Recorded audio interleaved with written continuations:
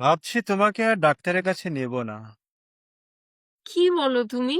তাহলে আমার চিকিৎসা কে করবে? তোমার চিকিৎসা, তোমার অপারেশন আমি করব।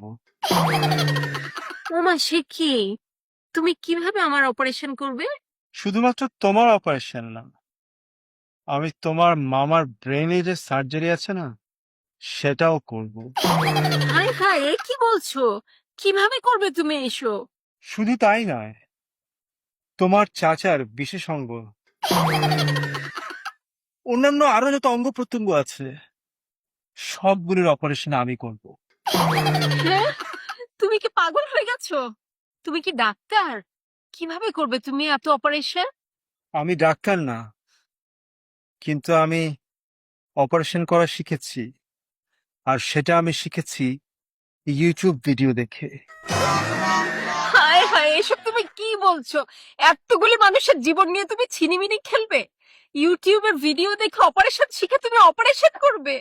এতগুলো মানুষের সাথে অবিচার করবে?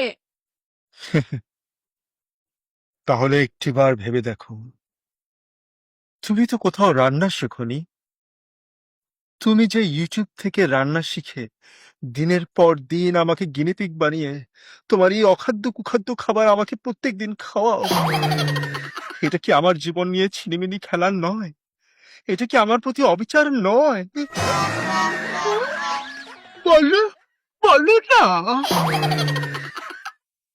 এটা কি আমার প্রতি অবিচার নয়?